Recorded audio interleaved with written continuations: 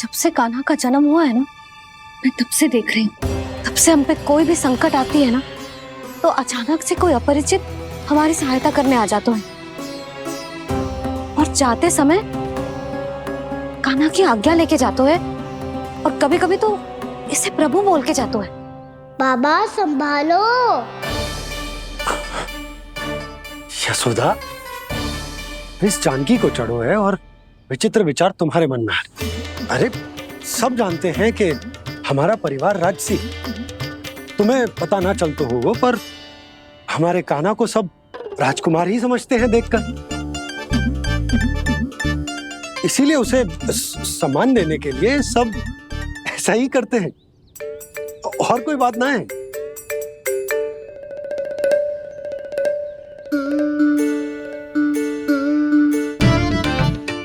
अब जे मेरे लल्ला को ऐसे क्यों घूर रहे हैं? बुरी दृष्टि लगाएंगे क्या? वैद्यराज जी, आपके सहायक तो गए, अब आप यहाँ क्यों? वो क्या है ना, मैं अपने रोगी का निरीक्षण करके पूरी तरह से संतुष्ट होकर ही जाता हूँ।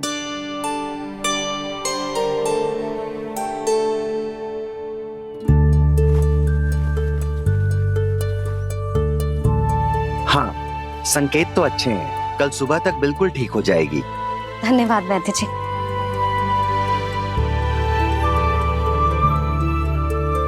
बस तो फिर हम कल पकड़न पकड़ाई खेलेंगे जानकी।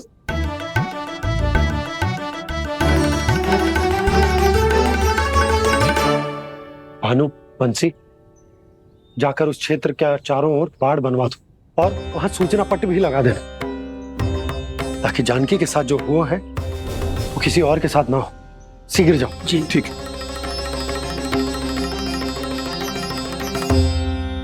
बाड़ और सूचना पट लगवाने से समस्या का समाधान नहीं होगा बाबा। निर्दोष पशु सूचना पट देखकर भी कुछ समझ नहीं पाएंगे।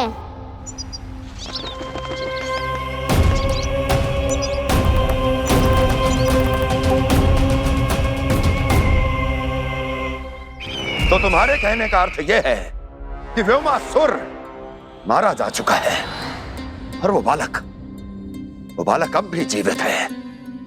हाँ महाराज, मैंने गोप बालकों को कहते सुना था कि कृष्ण ने छलिया को मोक्ष दे दिया है, पर वृंदावन सुरक्षित नहीं है महाराज। वो एक बहुत बड़ी समस्या से जूझ रहे हैं। कैसी समस्या?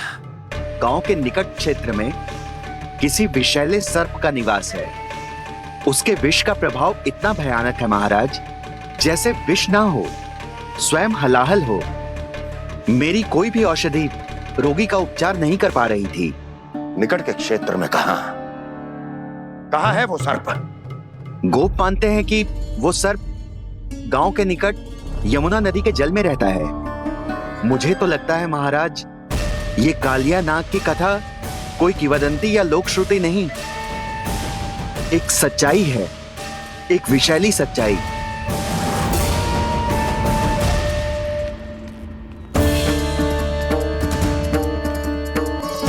कालिया का सामना करने का समय आ गया है, पर उससे पहले मुझे बुलाना होगा उन्हें।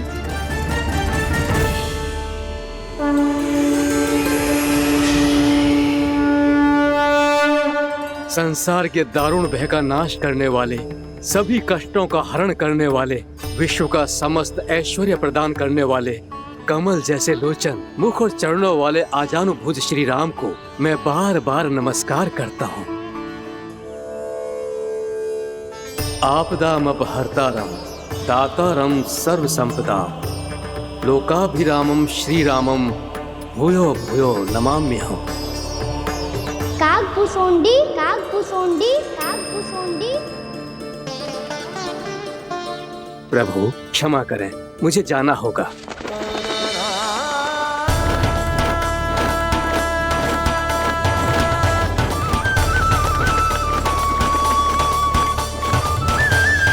प्रणाम प्रभु। अनेक बार मैं आपके दर्शनों के लिए आया प्रभु। कभी नंद भवन के झरोखों से आपके दर्शन करके चला जाता था, तो कभी दूर किसी वृक्ष की आड़ से आपको निहार लिया करता था। आज आपने स्वयं मुझे बुलाकर धन्य कर दिया प्रभु।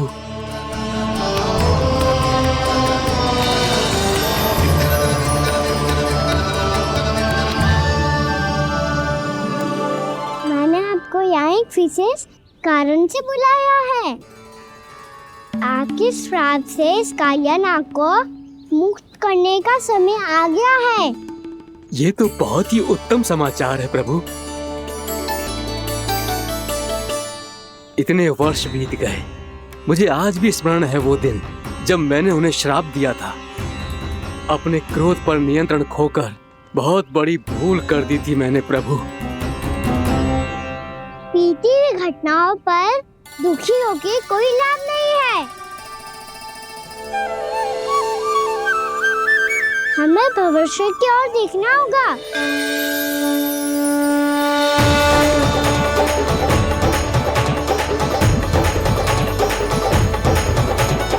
आदेश कीजिए प्रभु, क्या आज्ञा है आपकी? जब मैं कालिया नाग का सामना करने जाऊं, तो आप यहीं रहिएगा। आपको अपने आप पता चल जाएगा कि कब क्या करना है।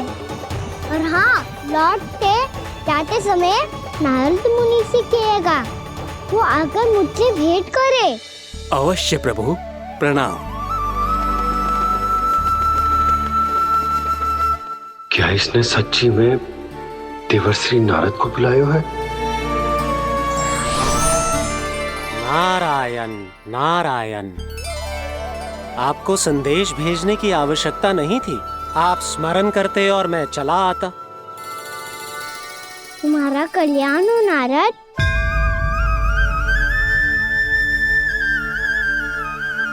मैंने तुम्हें एक विशेष कार्य के लिए बुलाया है। आज्ञा दीजिए प्रभु। तुम्हें एक बार फिर कंस से भेंट करनी होगी। विचार कीजिए महाराज, क्या आप बिना किसी शंका के कह सकते हैं कि कौन सी पंखुड़ी पहली है और कौन सी आठवीं? उस दुष्ट से भेंट करना स्वयं कीचड़ में उतरने के समान है प्रभु। कमल पुष्प प्राप्त करना हो तो कीचड़ में उतरना पड़ता है नारद। आपका आदेश तो मैं स्वप्न में भी नहीं टाल सकता प्रभु। कंस कालिया नाग के बारे में जान गया है, पर वो उसका सामना करने का साहस नहीं कर पाएगा। मैं आतुर हूँ प्राप्ति, मूर्ख नहीं। मेरी बुद्धि फिर नहीं गई है। मैं स्वयं उस कालिया जैसे महाविषैले सर्प के सामने खड़ा हो जाऊं और अपने ही काल को आमंत्रित कर लूं। तो फिर अपने लाभ के लिए उसका प्रयोग करने का कोई और उपाय सोचिए स्वामी। कुछ ऐसा कीजिए कि यमुना नदी का पूरा जल विषैला हो जाए और वृंदावन वासी उसका उपयोग करे, और आपका काल कहलाने वाला वो बालक स्वयं काल के गाल में चला जाए। उत्तम उत्तम सुझाव है प्राप्ति। अब मुझे उस कालिया तक पहुंचने का मार्ग ढूंढना होगा। उसको विवश करने का कोई उपाय ढूंढना होगा, क्योंकि व्यक्तिगत रूप से उससे भेंट करना असंभव है। असंभव। आप सही कह रहे हैं प्रभु। कंस में उतना सामर्थ्य नहीं कि वो कालिया नाग का सामना स्वयं कर सके। वैसे तो कालिया गरुड़ देव का भी सम्मान नहीं करता, तो फिर वो कंस का सम्मान क्यों करेगा भला? नहीं करेगा, पर कंस तुम्हारा सम्मान अवश्य करेगा नारद। तुम्हारी बातें भी सुनेगा और मानेगा भी। ये मेरी योजना का बहुत ही महत्वपूर्ण भाग है। तुम कंस के पास जाओ और कहो कि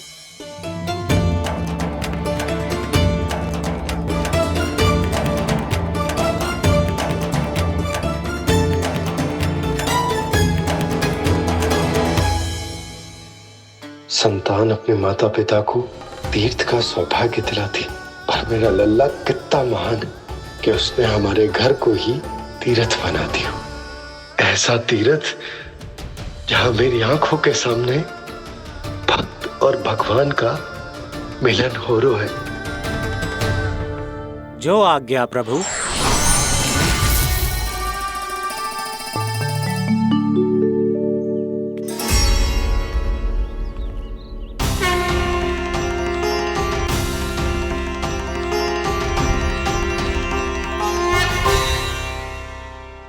बाबा। कान्हा, ये सब क्या चल रहा है? पहले काग भुसुंडी जी और फिर जे नारद जी। क्या योजना बना रहे हो तुम? कान्हा, बता ना लल्ला, क्या सोच रहे तू? कान्हा देख, अगर तुझे अपने बाबा को ना बताना हो ना, तो अपने भक्त को बता दे। क्या सोच रहे हो लल्ला?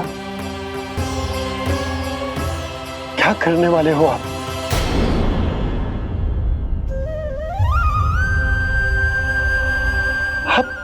आप इतने दुखी क्यों हो? कान्हा, कान्हा, क्या होगा? क्योंकि मुझे आभास हो गया है बाबा, समय आने वाला है। कौन सा समय आने वाला है लल्ला? शीघ्र ही सब कुछ बदलने वाला है। भैया को मेरा सत्य पता चल जाएगा बाबा।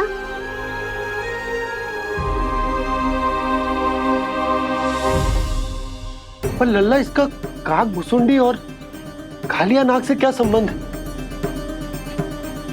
ऐसा क्या हुआ था और क्या होने वाला है?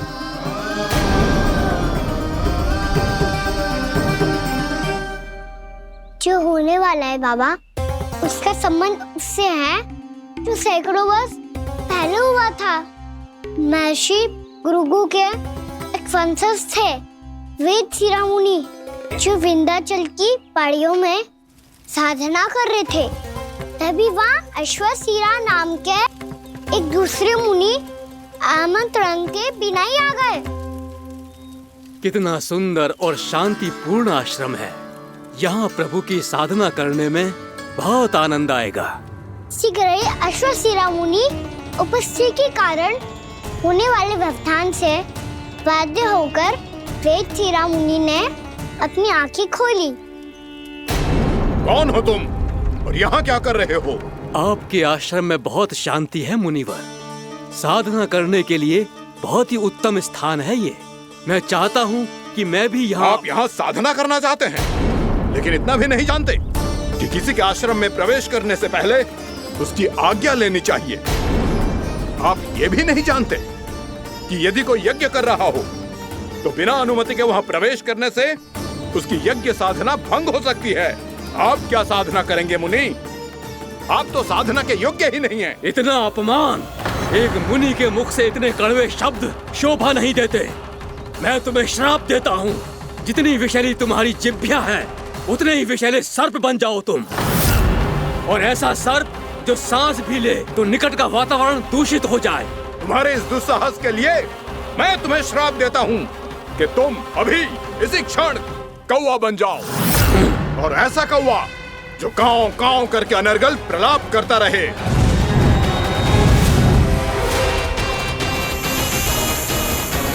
ये मैंने क्या किया? ये मैंने क्या किया? क्रोध के कारण दोनों ने एक दूसरे को श्राप दे दिया। पर दोनों ही मेरे भक्त थे, और भगवान होकर मैं अपने भक्तों को इतनी कठिनाई में कैसे देख सकता था। इसीलिए जिस संकट में उन दोनों ने अपने आप को फंसा लिया था, उसका समाधान करने में मैं उनके पास गया।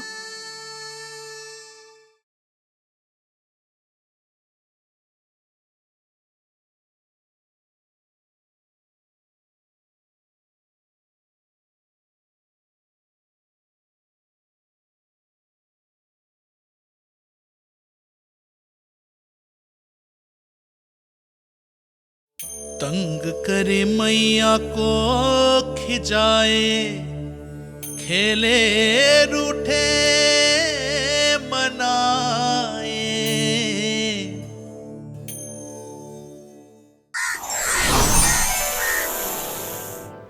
देखिए ना प्रभु, ये क्या हो गया हमसे? हमारी रक्षा कीजिए प्रभु, मार्ग दिखाइए हमें। क्रोध पर नियंत्रण ना होने के कारण आप दोनों ने एक दूसरे को बहुत ही भीषण संकट में डाल दिया है। आप दोनों ही तपस्वी, तप के बल से दिए गए आपके श्राप को लौटाना भी संभव नहीं है। प्रभु कोई तो उपाय होगा, हम आपके शरण में हैं प्रभु। अपराध तो हमसे हुआ है प्रभु, पर अब आपसे ही आशा है। कुछ ऐसा कीजिए भक्त वत्सल, जिससे हम दोनों के श्राप का प्रभाव कुछ कम हो जाए।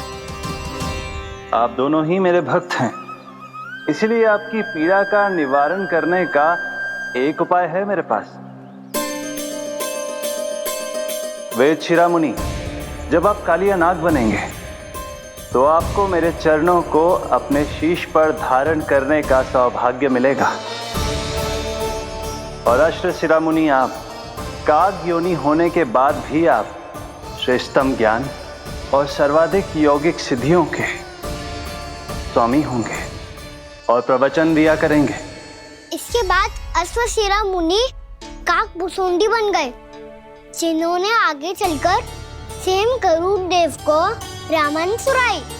और मुनि वेदशिरा, महर्षि कश्यप और देवी कत्रियों के पुत्र कालिया नाग बनकर जल में। और अब वही कालिया नाग जमुना जी में, जिनके कारण जानकी के प्राण लगभग चले ही गए थे। अब कालिया नाग को उचित स्थान पर भेजने का समय आ गया है बाबा। पर ये तो अच्छी बात है कान, वेद शिरा मुनि को दिया हुआ तुम्हारा वचन भी पूरा हो जाएगा, जमुना जी की शुद्धि भी हो जाएगी। इस सब के बाद भी तुम दुखी क्यों हो? क्योंकि इसके बाद मैया के सामने मेरा रहस्य खुल जाएगा बाबा। उन्हें पता चल जाएगा कि उनका बालक कोई साधारण बालक ना है। भविष्य में जो होने वाला है उसे सबके सामने घटने से रोकना मेरे लिए भी संभव ना होगा। मैया को सब पता चल जाएगा। क्या पता चल जाएगा रे मुझे?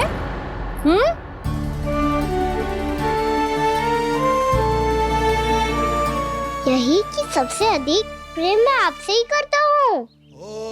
अब बस भी कर, चलो भोजन के लिए बुलाने आई थी तुम दोनों को। भूखा थोड़े ना रहने दूंगी अपने लल्ला को, मेरा लल्ला दुर्बल हो जाएगा ना। आप खिलाओगे तो ही खाऊंगा। हाँ ठीक है, मैं ही खिलाऊंगी। अब चल, आओ जी चल।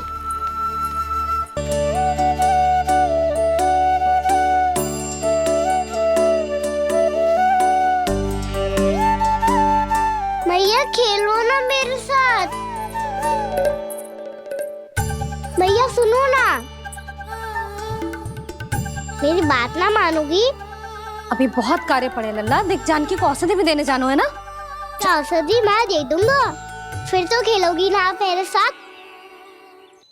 पिछले कुछ दिनों से अपनी मैया का अधिक से अधिक प्रेम पाने का प्रयास करो है कान्हा। इसका तो एक ही अर्थ हो सकता है कि कछु बहुत बड़ो होने वालो है। कान्हा रुक जा लल्ला। कान्हा क्यों तंग कर रहा है? मैया को पहन लेना। कान्हा, कान्हा, ये क्या करो तूने?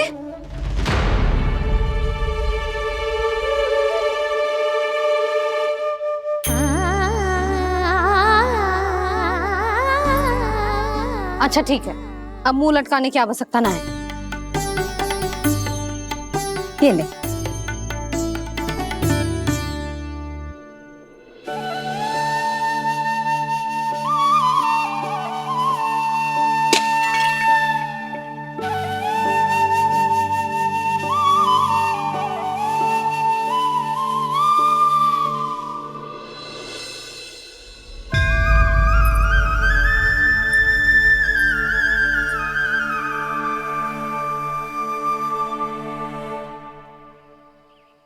तंग करे मैया को खिजाए, खेले रूठे मनाए, लीला अनोखी करके शरारत, कान्हा दंड भी पाए।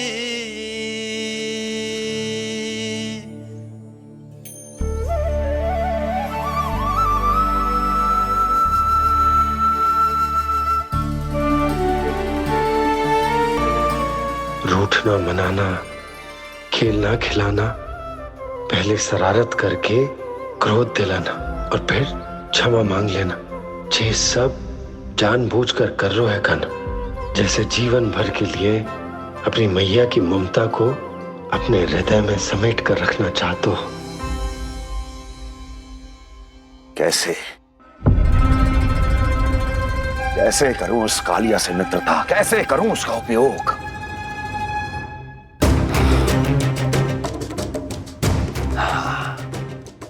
उस पर आक्रमण कर देता हूं और उसे किसी ना किसी तरह से यह विश्वास दिला देता हूं कि यह आक्रमण उस विष्णु अवतार ने किया है।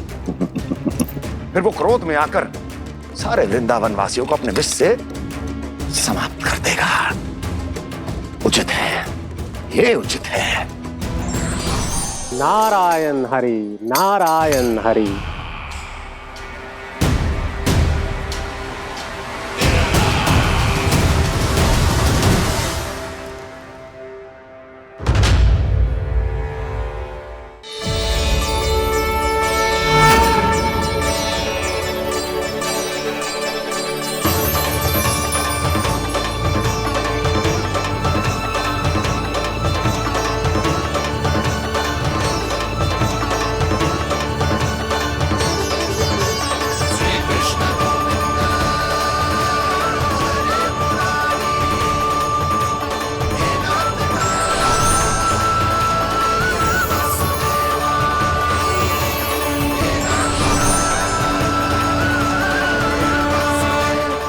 वरन आया हुआ मसूर।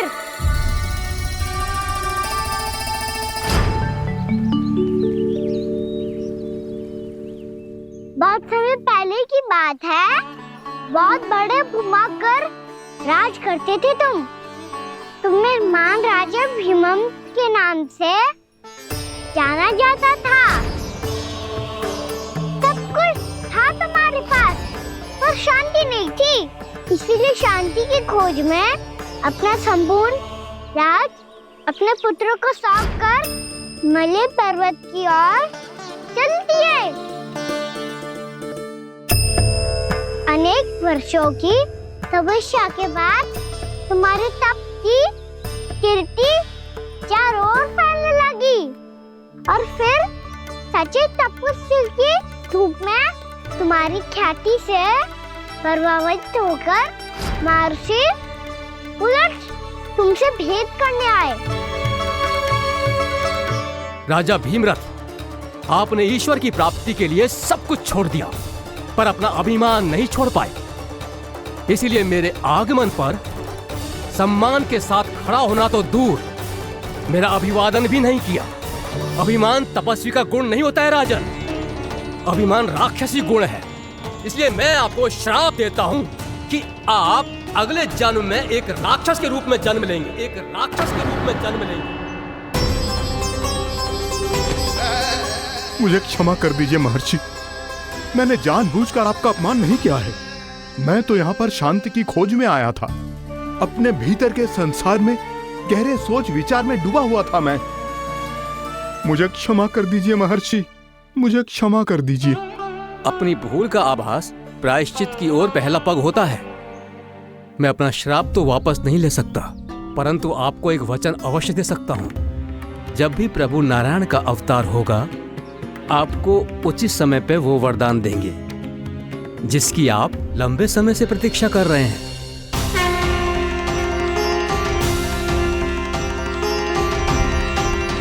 प्रभु, आपने मेरी आंखें खोल दी। अब मुझे पता चल गया है कि आप कौन हैं और मैं कौन हूं। इसलिए आप मुझ पर कृपा करके अपने चरणों में स्थान दे दीजिए। मुझे वो शांति प्रदान कीजिए जिसकी खोज में मैं वर्षों से भटक रहा हूँ। शांति तो मोक्ष में ही है, इसीलिए मैं तुम्हें मोक्ष का वरदान देता हूँ।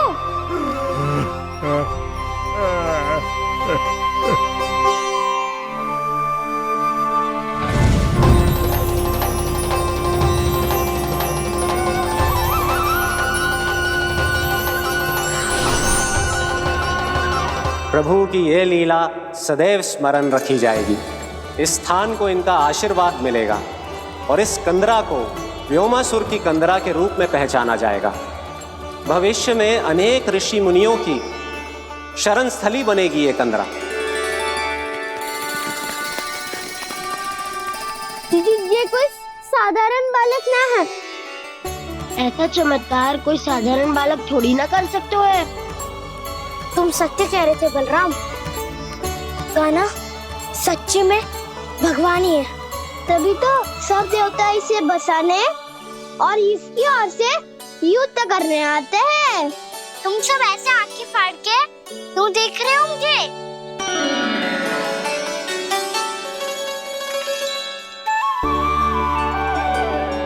बलराम, तुम बलवान हो और कान्हा भगवान है।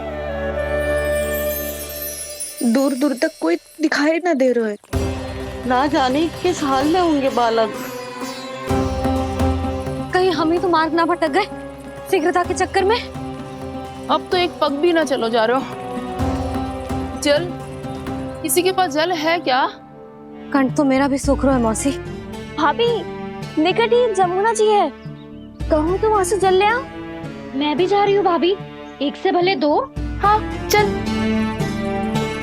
शीघ्रता से आओ। हाँ।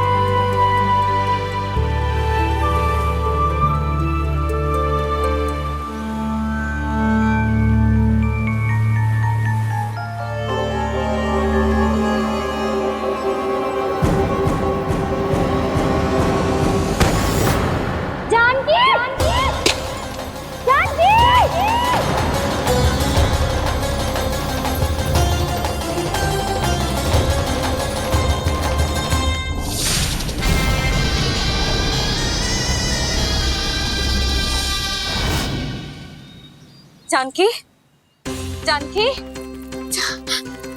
क्या होगा इसे? देखो ना जी, अब छलिया की सूचना मिलते ही हम सब बालकों को ढूंढने चली गई और ढूंढते ढूंढते सबको बहुत प्यास लगी आई जी। तो जानकी जमुना जी की नदी से जल लेने गई और उसने जमुना जी का पानी पिया और उसकी जेदशा हो गई। बालक कहाँ है? वो ठीक तो है ना? ऊपर से सब ठीक है पर भीतर से बहुत भयभीत है सब। जानकी तो बिल्कुल नीली पड़ गया है, लग तो है विष फैल गया है इसको पूरे तन में। मथुरा के सर्वश्रेष्ठ विदेह जी को बुलाए गए हैं उसके उपचार के लिए। जैसे ही इसने जल को मुंह से लगाया, ये गिर पड़ी। चटपटाने का अवसर भी ना मिलो। हाँ वैद्य जी, और निकटी मृत पशु भी पड़े हुए थे। हाँ, मैंने भी अस्थियां देखी थी। इसका तो यही अर्थ हो सकता है कि समस्या वहाँ के जल में ही हो। वैद्य जी, आप रोगी की नाड़ी पे ध्यान दो ना। जे गोपिया क्या कह रही है उसे सुनने की आवश्यकता ना है। जब तक विष के कारण का पता नहीं चल जाता, हम उपचार कैसे कर सकते हैं रानी जी? जी, वो निकट ही यमुना जी में एक विशेष क्षेत्र है। ये सब उसी के जल की बात कर रहे हैं। तब तो ऐसा भी हो सकता है कि किसी विषैले सर्प के काटने का प्रभाव हो। पर सर्प के काटने का चिन्ह ना है उसके तन पे।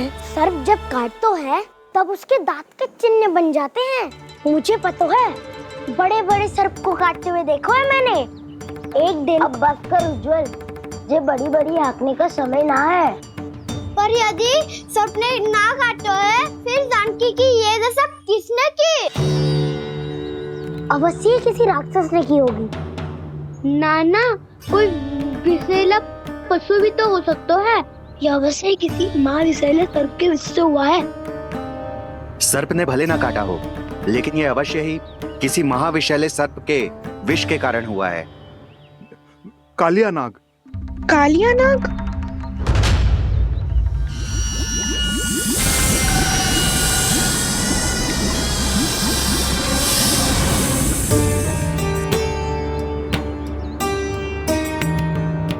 संकेतों से तो ऐसा लगता है कि जानकी ने कालियानाग के क्षेत्र के विशाला जल पी लियो है। कालियानाग एक लोक श्रुति है, कल्पना में गढ़ी हुई एक कथा, और कछु न है। हमें जाके पता लगाना पड़ेगा। पर हमें वहां जाने से मना किया है ना बड़ों ने। उज्जवल सही कह रहे हो है, इस समय जानकी के स्वार्थ से अधिक महत्वपूर्ण और कछु ना है। जानकी हमारे लिए ही जलाने गई थी जी, ना मैं उसे जाने देती ना जैसा वो तो। वैद्य जी आप शीघ्र कछु करो, कैसे भी कछु भी करो, पर इसके प्राण बचा लो। यशोदा, धैर्य रखो, श्री नारायण पर विश्वास रखो, वो सब ठीक कर देंगे।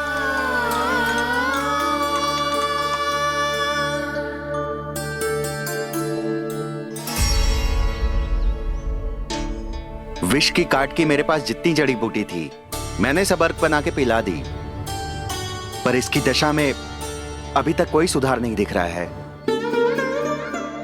यह अंतिम जड़ी बूटी है, अगर इससे भी चमत्कार नहीं हुआ तो फिर जो नारायण की इच्छा।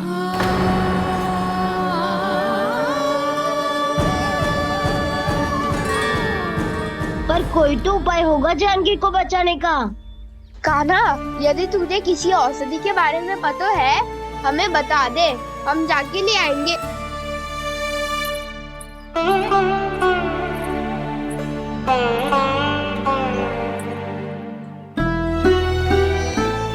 हे नारायण, हे प्रभु, मेरी जानकी के प्राण बचा ले प्रभु, या तो मैं अपने आप को कभी क्षमा न कर पाऊंगी। ये सारी मेरे ही कारण बनाई थी। उसकी रक्षा करो प्रभु, मेरी पुकार सुनो। कान्हा, तूने हमें बत्तासुर से बचाया था ना, और बकासुर से भी तो, और छलवे से भी तो तूने ही बचाया था ना हमें। क्या ऐसा कोई उपाय ना है जानकी को बचाने का? धन्वंतरी,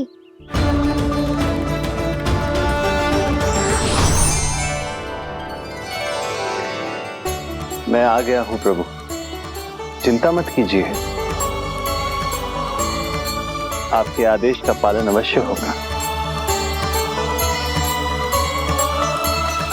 यशोदा मैया,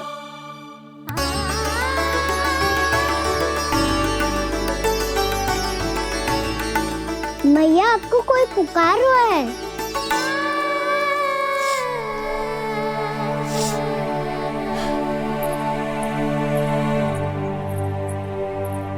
चिंता मत करो मैया, अब धन्वंतरी जी आ गए हैं, वो सब संभाल लेंगे। धन्वंतरी जी कौन है? जिन्होंने संसार का आयुर्वेद दिया, आरोग्य के देवता, वे श्री नारायण के अवतार।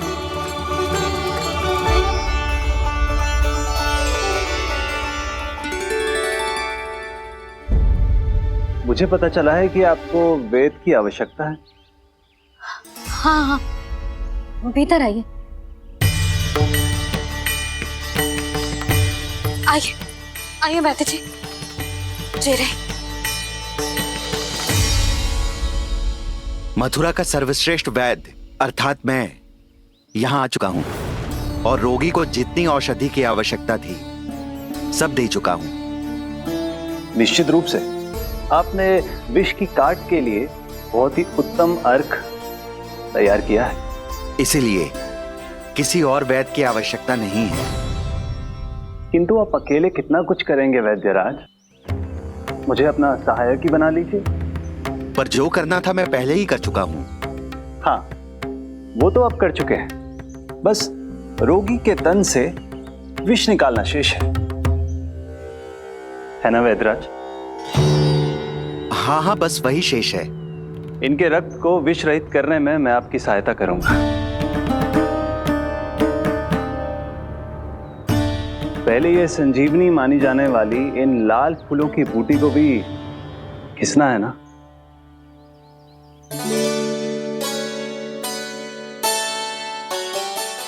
हाँ हाँ, तुम सही कह रहे हो, इसे अच्छे से घिसो।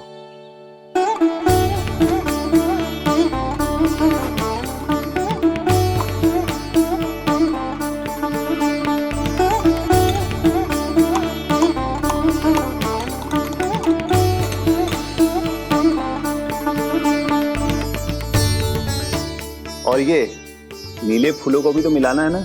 हाँ हाँ, अच्छे सहायक बन सकते हो तुम, ऐसे ही श्रम करते रहो।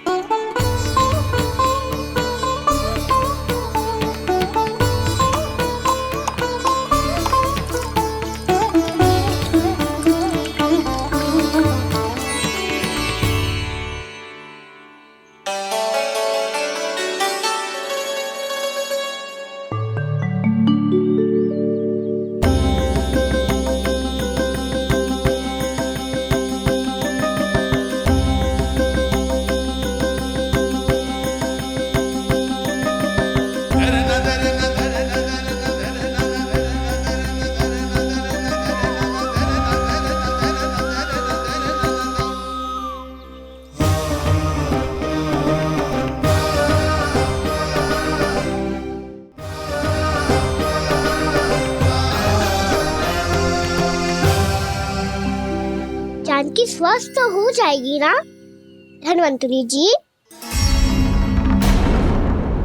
धन्वंतरी? प्रभु, अब मैं क्या करूं? आपने तो स्वयं ही मेरी पहचान उजागर कर दी। जी क्या करो कान्हा? आप सब ऐसे क्यों देख रहे हो? भैया कहती है ना, सभी वेद धन्वंतरी जी का ही रूप होते हैं। वाह कृष्णा, चतुर तो हो तुम।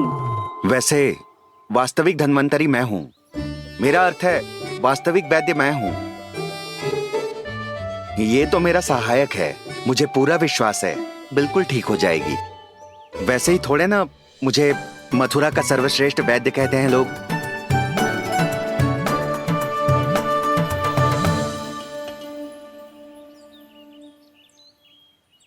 जसोदा भाभी,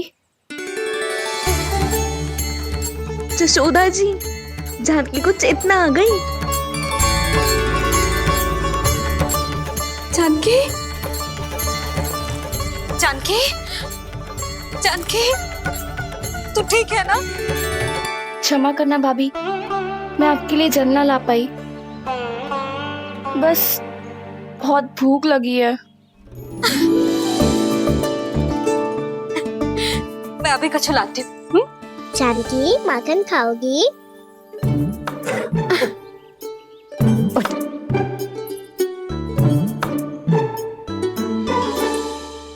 आजा, तू ही खिला दे लल्ला।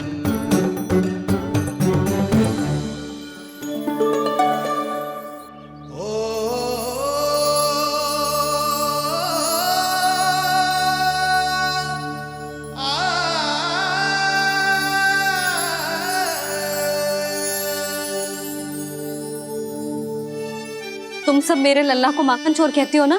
आज देखो, अपना ही माखन जानकी को खिला रहे हो।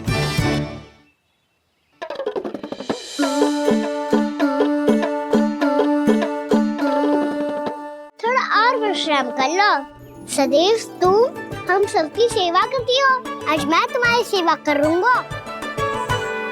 जानकी की जिज्ञासा तब हुई जब जय यशोदा काकी की सेवा कर रही थी, और अब देखो स्वयं भगवान ही इसकी सेवा कर रहे हैं। जानते हो इससे क्या सिद्ध होता है?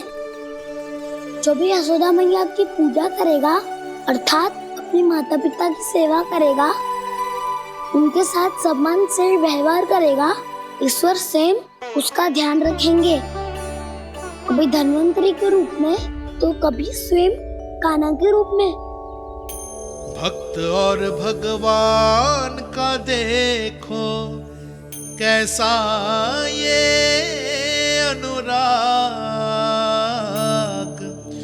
स्वयं करे सेवा प्रभु अद्भुत गोपी का भाग्य। प्रभु इन सब पृथ्वीवासियों से कितना घुल मिल गए हैं। ना तो ये प्रभु को भगवान मानते हैं और ना ही प्रभु अपने आप को इनसे सर्वश्रेष्ठ समझते हैं। अपने आचरण से ये सिद्ध कर रहे हैं कि ये सभी में हैं और सभी इनका ही अंश है।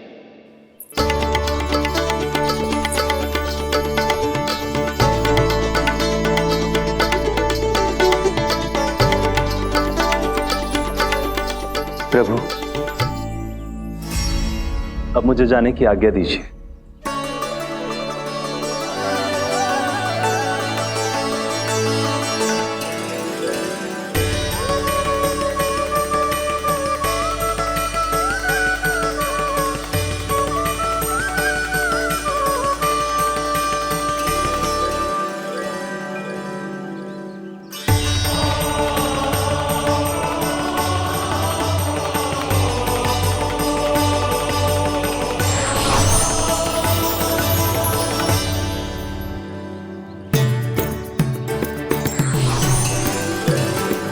कान्हा ने तो सच्ची में धन्वंतरी जी को बुला लिया था।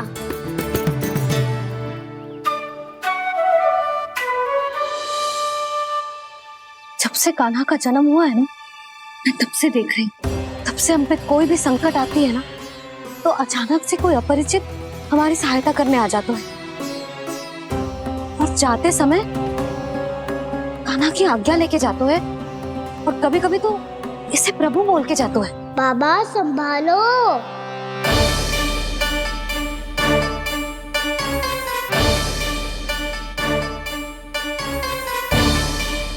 जिसके सामने माया जाल बुनने का प्रयास कर रहे हो, ये माया के स्वामी है। ये मायाधर विष्णु है। ये अच्छा, तो होते रहे। मैं तो इनकी हत्या करने आया हूँ और हत्या करके ही जाऊंगा। जाओ, आप सखाओं को बचाओ, मैं इनका सामना कर लूंगा। पर कान्हा, अभी आप ही ने तो कहा था माया का स्वामी हूँ मैं।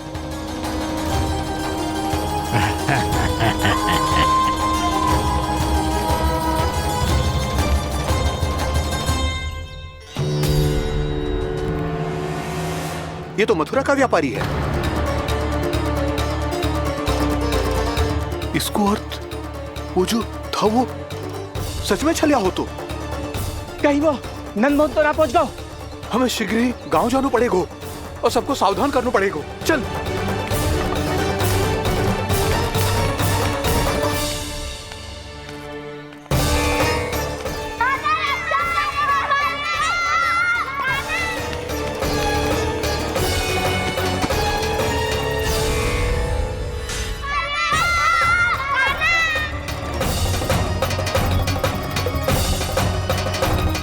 यदि तुम्हें लग रहा है कि मेरे छल के वार से बच गए हो, तो मुझसे भी बच जाओगे। ये तुम्हारी सबसे बड़ी भूल है कृष्ण। मेरे पास बहुत सारे मायावी अस्त्र हैं, जो क्षण भर में ही तुम्हें विष्णु लोक पहुंचा देंगे। तो फिर प्रतीक्षा क्यों कर रहे हो? बालक, मैं परिहास नहीं कर रहा हूँ। मुझे पता है, तभी तो कह रहा हूँ शीघ्र दिखाओ ना। मुझे तुम्हारे सारे मायावी अस्त्र देखने हैं। कैसे बालक हो तुम? मैं यहाँ खेल दिखाने नहीं आया हूँ। उस समय व्रत क्यों कर रहे हो ब्रह्मासुर? जो करने आए हो वो ही करो ना।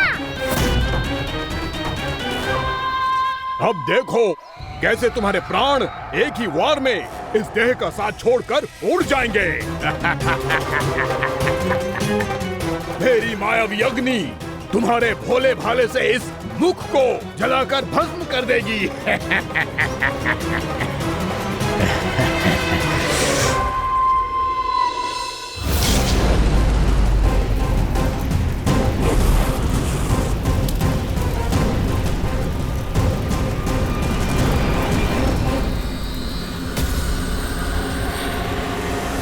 कह रही हो ब्रह्मासुर?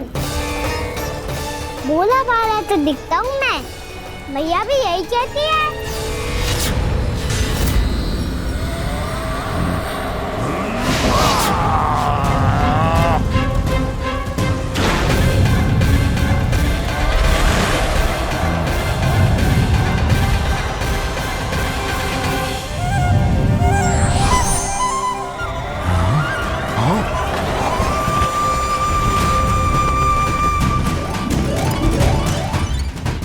आसन को उपहार देने के लिए बहुत बहुत धन्यवाद रामासुर। बहुत समय से खड़े खड़े थक गया था मैं।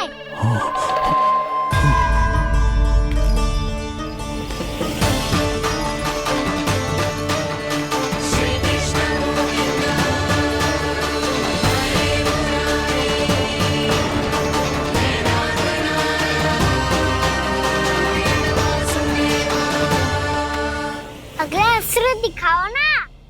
तुम्हारी यही जिज्ञासा आज तुम्हारा अंत करने में सहायक बनेगी मूर्ख बालक।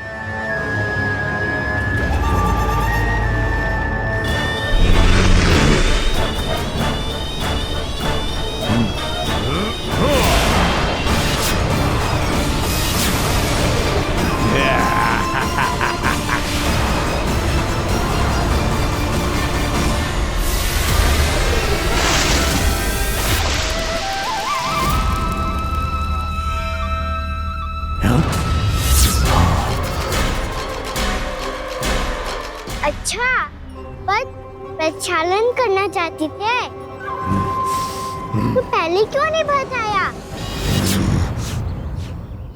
मुस्कुराना बंद करो। तुम्हारी ये हंसी मुझे कांटों की तरह चुभ रही है।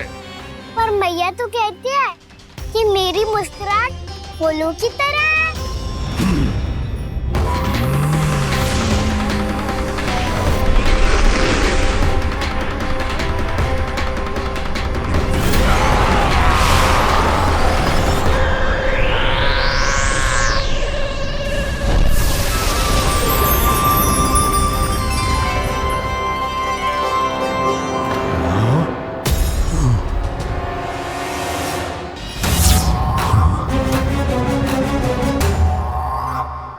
था ना मेरी मुस्कुराहट बिल्कुल इन्हीं फूलों की तरह है।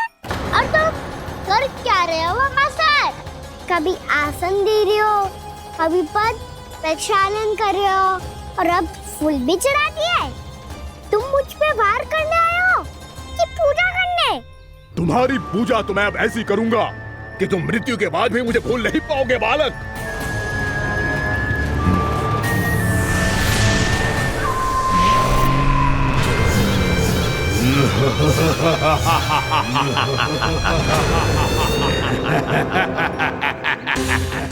कान्हा, ये चट्टान तो मुझसे हिल ही ना रही।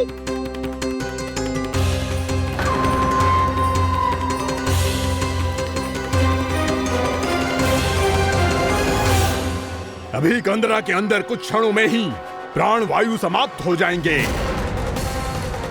तुम्हारे सारे सखा एक एक कर अपने प्राण त्याग देंगे और तुम्हारा वध करूंगा मैं।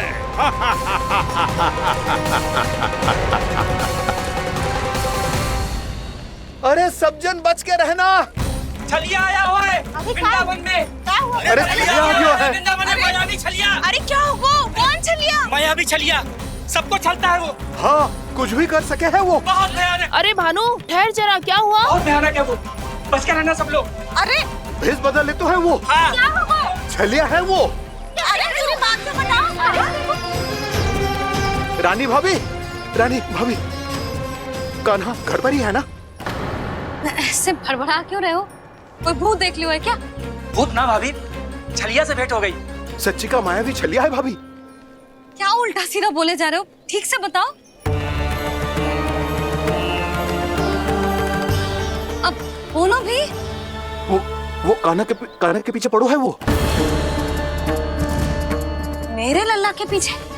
हाँ रानी भाभी, हमारे अचेत होने से पहले हमने उसे ये कहते सुना था कि वो वृंदावन आने वाला है कान्हा से मिलने। हे नारायण, मेरे कान्हा की रक्षा करना। जसोदा जी, मायावी छलिए से बचना बालकों के बस की बात ना है। जीजी, बालक वन में अकेले हैं।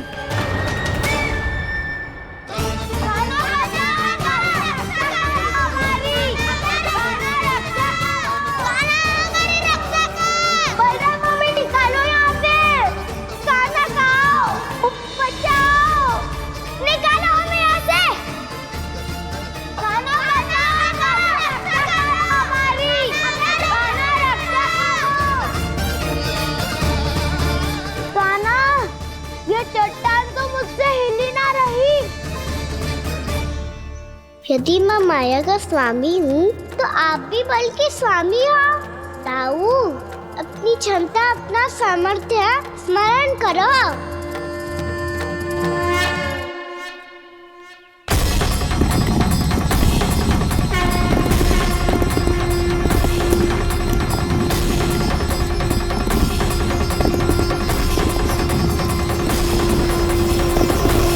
इससे पहले कि वो कंदरा का द्वार खोल के तुम्हारे सखाओं को बाहर निकाले, मैं तुम्हारे प्राण ले लूंगा कृष्ण।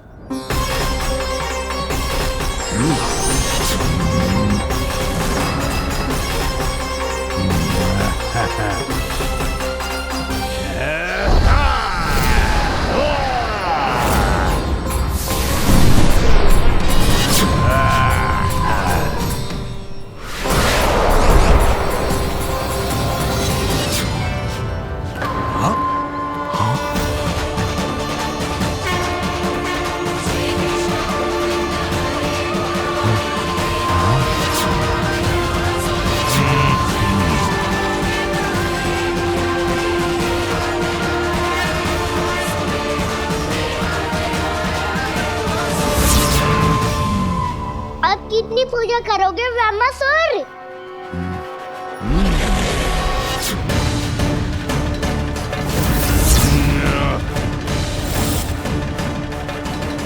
प्रभु तो खेल खिला रहे हैं इससे, और ये खेले जा रहा है विवश होकर, उनकी माया से बाध्य होकर।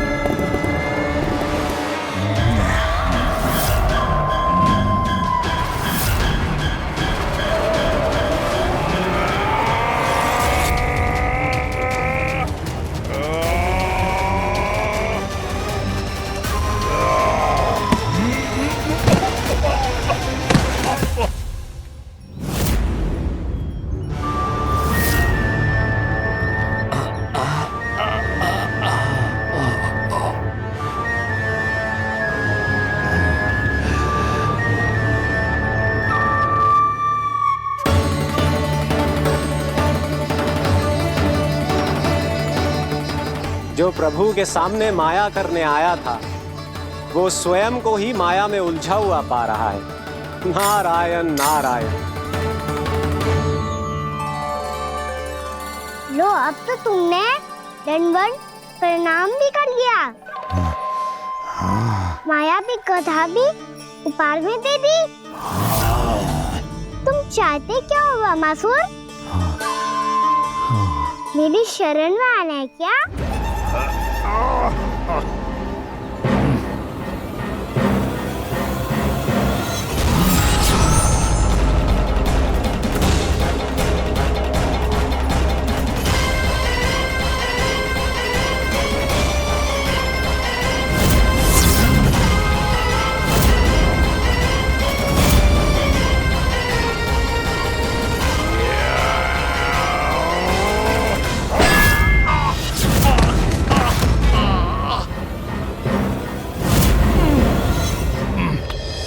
सोच विचार का समय ना है हमारे पास। अपने बालकों की रक्षा के लिए इसी क्षण हमें निकलना होगा। और वो छलिया किसी का भी रूप धारण कर सकते हैं। सुलक्षणा तेरा, शांति तेरा या मेरा, किसी का भी रूप धारण करके हमें भ्रमित कर सकते हो। इसीलिए हमें सतर्क रहना होगा। समझ आई? चलो।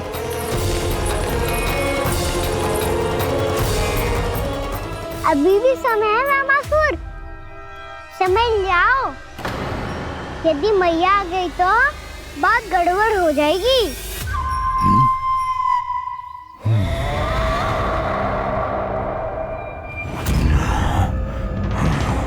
मुझसे झूठ का कोई लाभ नहीं होगा। रामासुर, स्मरण करो तुम कौन हो। मायासुर का पुत्र हूँ मैं, अपने स्वामी महाराज कंस का सेवक हूँ और तुम्हारा हूँ मैं काल।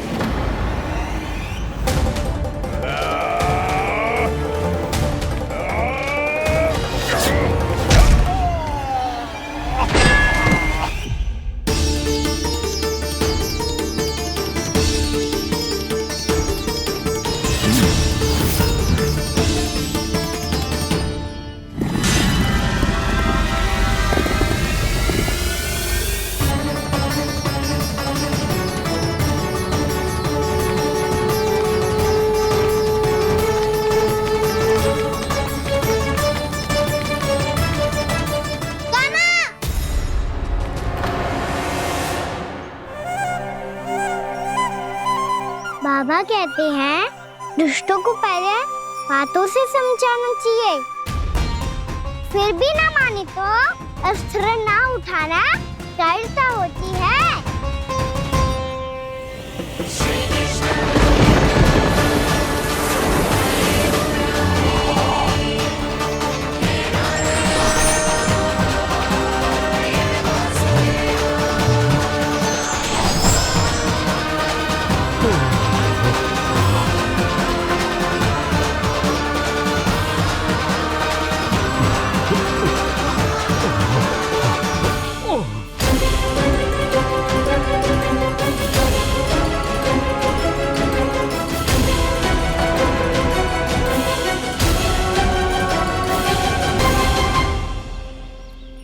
पता था मुझे, अपने बाबा के स्वरूप को हानि नहीं पहुंचाओगे।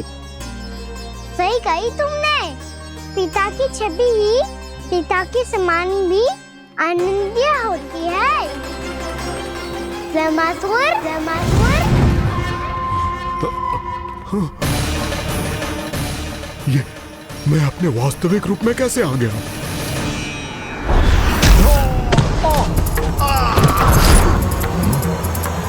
मेरे बाबा का स्वरूप नहीं लेना चाहिए था तुम्हें। मैया ने सिखाया है भूल को क्षमा किया जा सकता है, पर जानबूझ के किए गए अपराध के लिए दंड ही एकमात्र विकल्प होता है। ये बार बार अपनी मैया का नाम ले रहा है।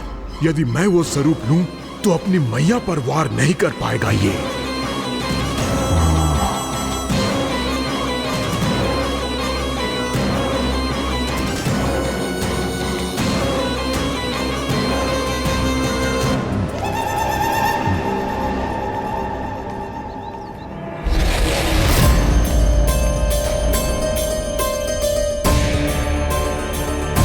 लल्ला,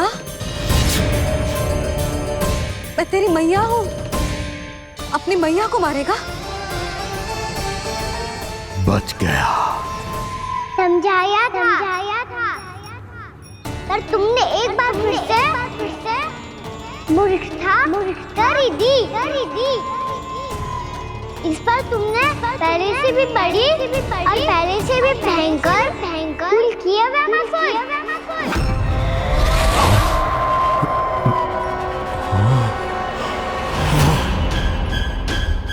ये क्या हो रहा है मुझे? बार बार मेरा रूप क्यों बदल रहा है? ममता को समझे बिना अधिक समय तक मैया का स्वरूप हरण करके नहीं रख पाओगे रामासुर।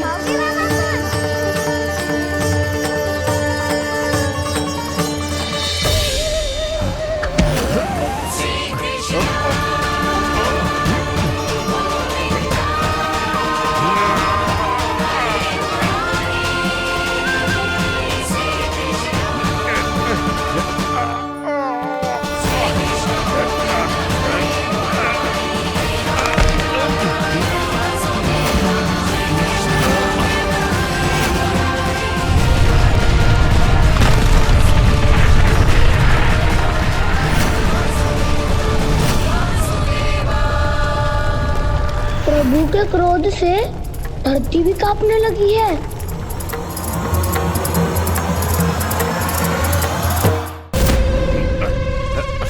पुत्र को मारने के उद्देश्य से एक माँ का रूप लिया तुमने। ये ममता का और मेरी मैया का घोर अपमान है रावणासुर।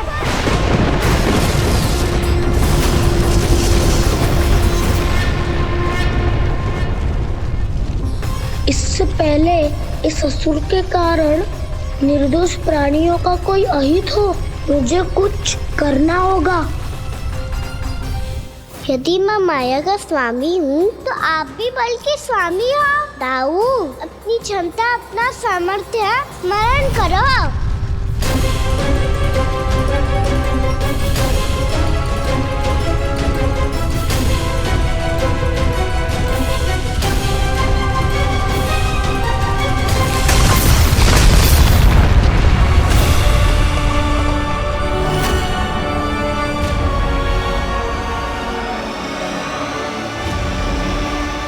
अद्भुत बलदाऊ, अद्भुत। अपने बल का उचित प्रयोग करके आपने प्राणियों को हानि होने से बचा लिया और ये भी सिद्ध कर दिया कि इस युग में आपसे अधिक बलवान और कोई नहीं होगा। आज से आप बलदेव के नाम से भी जाने जाएंगे। आज से आप बलदेव के नाम से भी जाने जाएंगे। आपके चरणों का ये चिन्ह युगों युगों तक आपके बल की कथा कहता रहेगा। बलराम का चरण चिन्ह।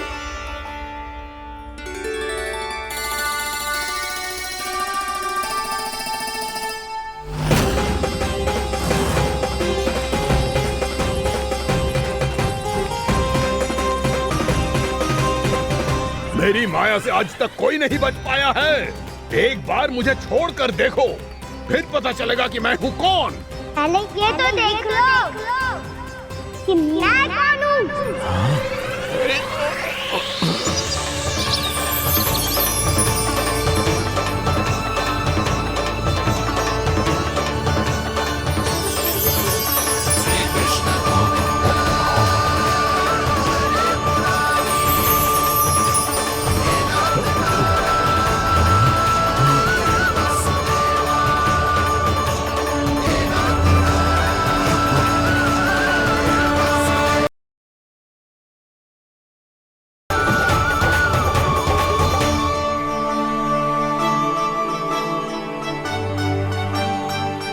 अद्भुत प्रभु, अब तो आपकी धुन पर पहाड़ियां भी पिघलने लगी।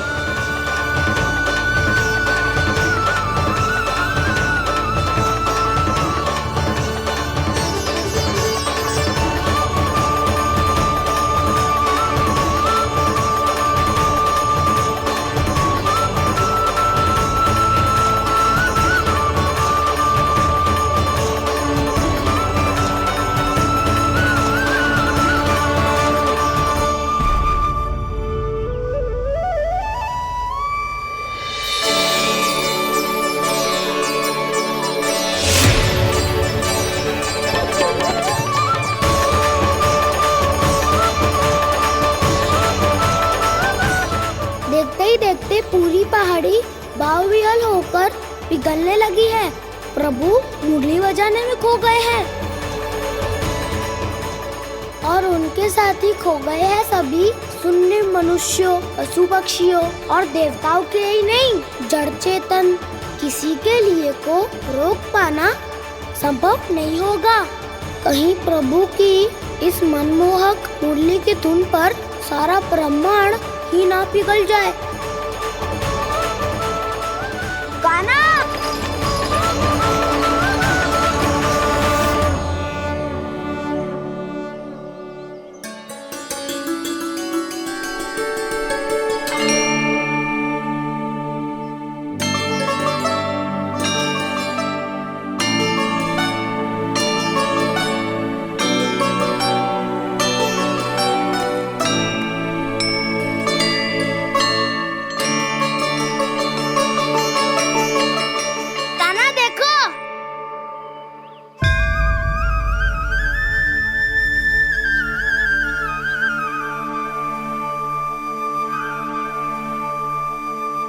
या तो आपके चरण का बन गया है प्रभु।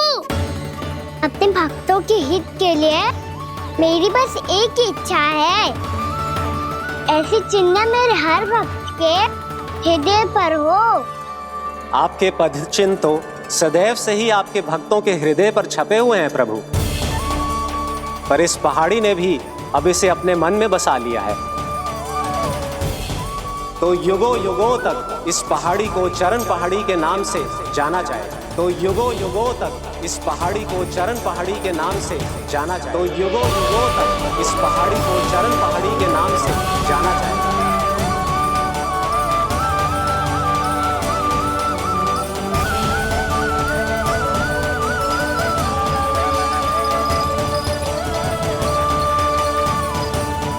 कान्हा, तो हमारे पास से वहाँ कैसे चले गए हो? हमें तो पता भी ना चलो। मैं कहीं ना गया था उज्जवल, और ना ही कहीं जाऊंगा। सदैव यही रहूंगा मैं, तुम सबके पास, तुम सबके मन में। भले ही कोई असुर मुझे तुम सबसे दूर ले जाने का कितना भी प्रयास क्यों ना कर ले।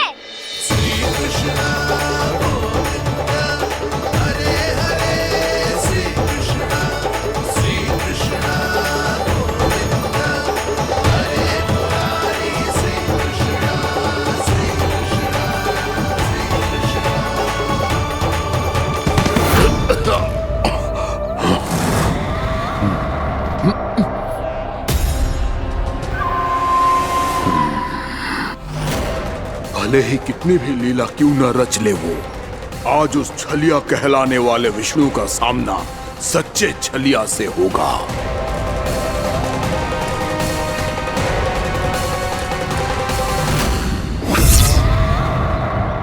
कान्हा, तू कहाँ भटक गए हो? तो नहीं सखा, मैं तो भटके हुए को मार्ग दिखा रहा था।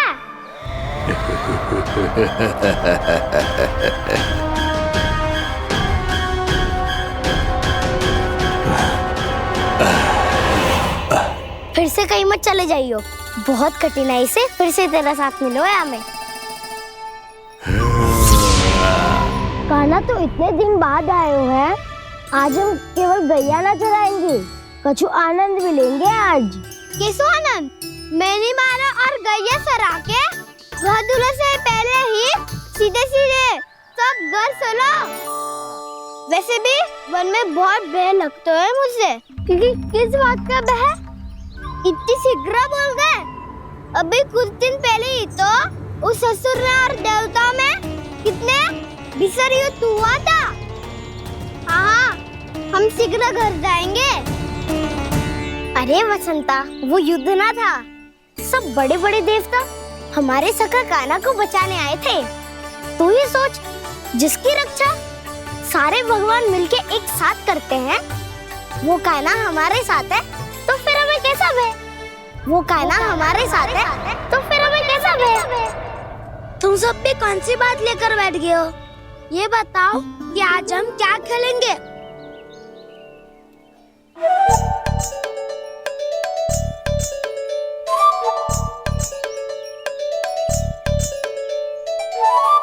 चोर प्रहरी खेले। चोर प्रहरी? हाँ, इस पे एक जन प्रहरी बनते हैं और शेष बनते हैं सब चोर। और चोर का कार्य होगा भागना और छुपना, और प्रहरी का कार्य होगा चोर को पकड़ लेना। अरे वाह कान्हा, क्या खेल बताए हो है। इसमें तो बहुत आनंद आएगा। ये खेल भले ही तुम सब खेलोगे बालकों, पर आनंद तो मैं ही लूंगा।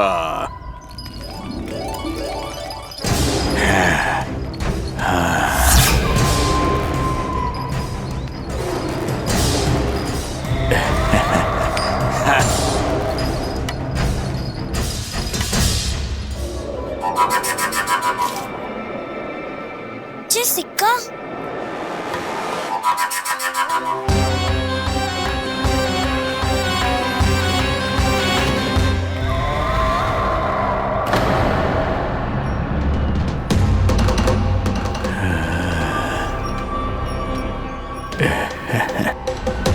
कौन है तुम? छलिया, मायावी छलिया।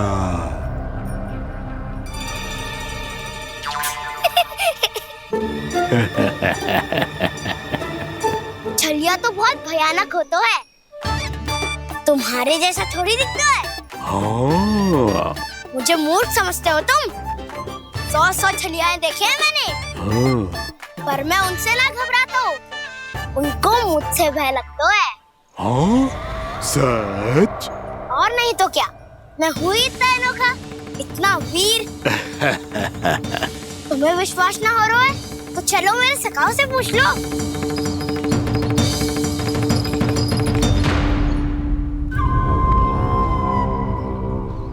वहाँ क्या देख रहे हो? इधर देखो ज्वर।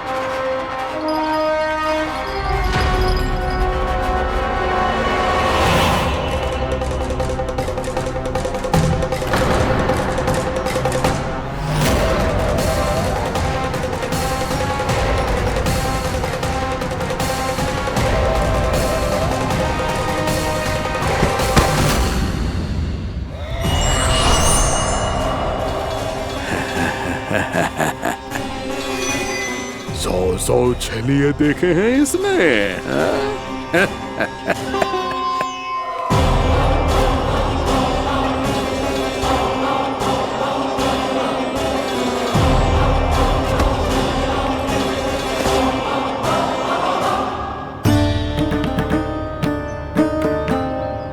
किसे देख रही हूँ काना? उज्जवल को। कहाँ चले गया वो?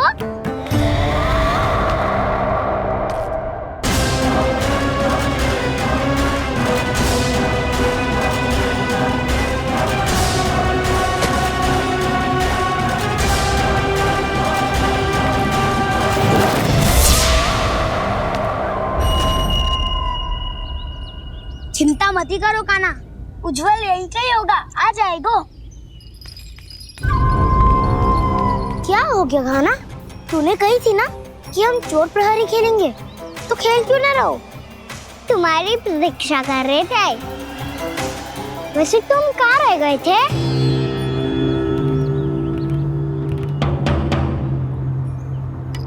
वो ये देखो ना, मुझे क्या मिला? सिक्का।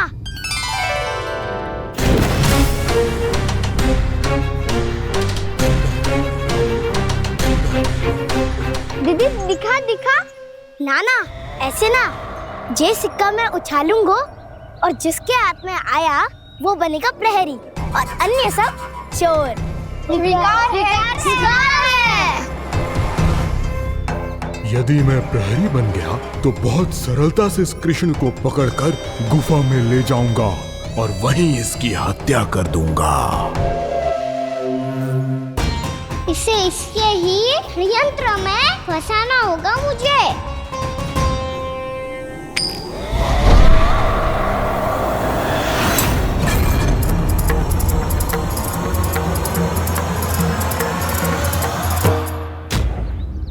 मैं प्रहरी, तुम सब चोर।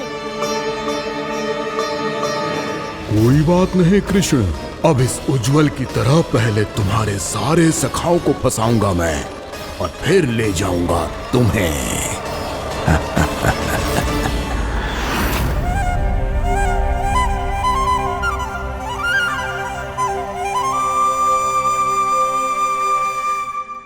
चलो खेल आरंभ करें। काना तो हमें पकड़ना। आंखें बंद कर काना।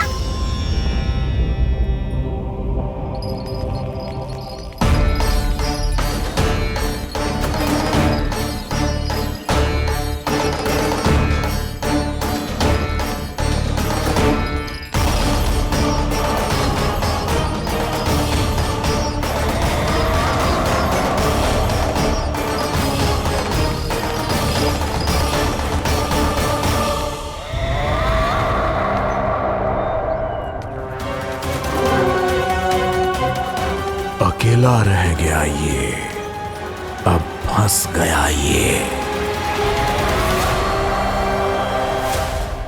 सुबल।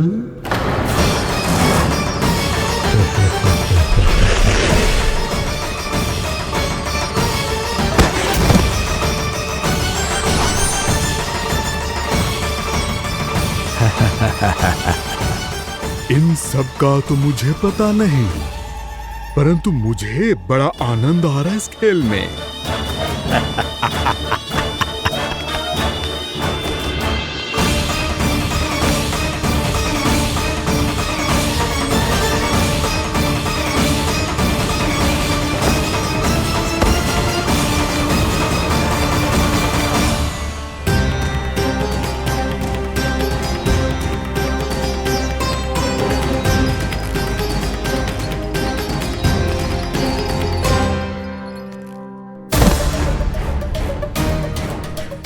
बसंता,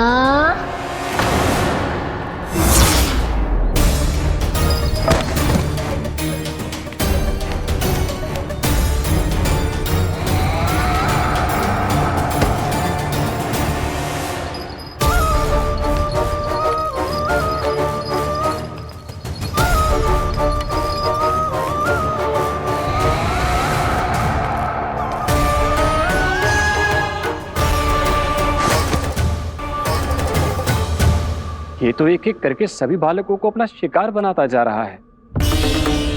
प्रभु ऐसा क्यों करने दे रहे हैं? प्रभु की हर लीला का कोई ना कोई उद्देश्य होता है। यदि वो इस असुर को इन निर्दोष बालकों पर अत्याचार करने से नहीं रोक रहे हैं, तो इसका भी कोई ना कोई कारण अवश्य होगा।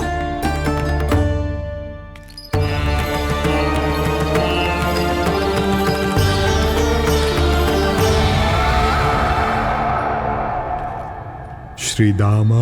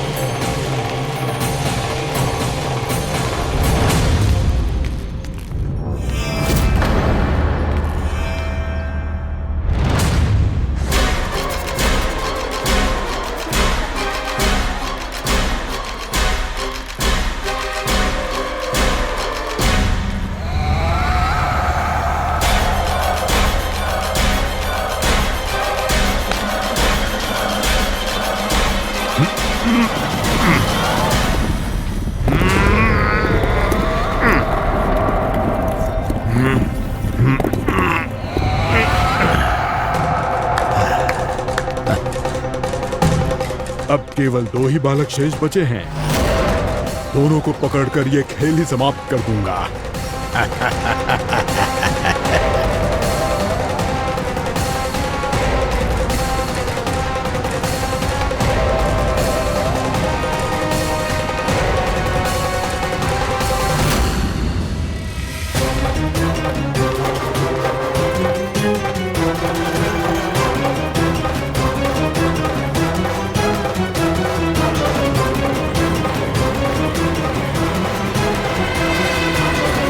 ये तो छलिया है, मायावी छलिया। मेरे सभी सखाओं को शिकार बना लिया इसने। मैं इसे नहीं छोड़ूंगा। कान्हा, कान्हा,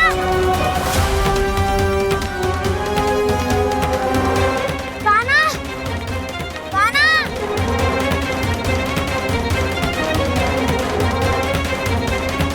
कान्हा, ताऊ,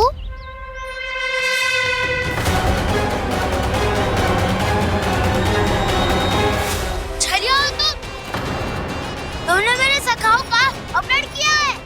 मैं छलिया ना हूँ ना, मैं तो आपका छोटा भाई हूँ, आपका कान्हा।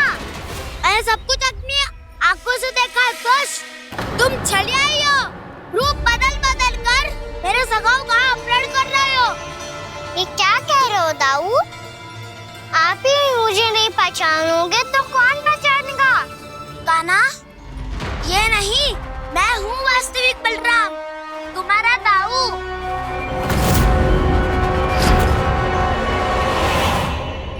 इसके भैकों में मत आना कान्हा, ये चलिए।